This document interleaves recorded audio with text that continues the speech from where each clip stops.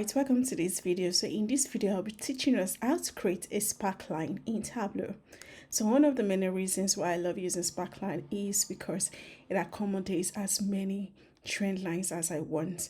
So most times if I want to compare two measures and I want to see them trending over time, most times I will want to utilize the space and see them side by side. So sparkline comes handy in that regard. So let's just dive right in. So my data source is a sample here superstore, and I'm using the headers table, and I'll go to sheet 1.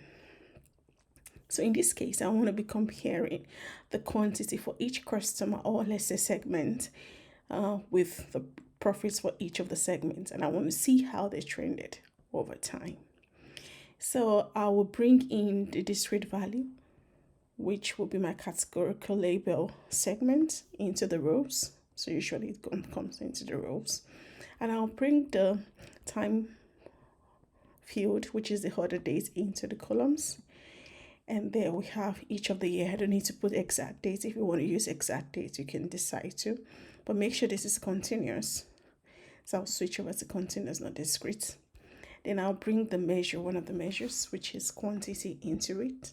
Now I'm going to be using just quantity in this visualization. So this visualization will be for quantity. Now this is already showing trending, and I'll also try to see the numbers in the label, which is the quantity. Then we have the sparkline, but I need to do a few modifications. I will drag this end to, let's move it in to this side to make it more impact. Then I'll come in here and hide the header. So I'm going to untick the show header. Again, before I do that, let's just go back and I will exclude zeros. So come to edit axis. I don't want to include zeros so that it normalizes the visualization. It doesn't have effect here, but most times when you do not have zeros in your visualization, you can exclude it. And then I'm going to add the header. You can see it has brought it closer and it's neater compared to the first one. So I'm going to duplicate this. So before I duplicate it, I'm going to say quantity sparkline.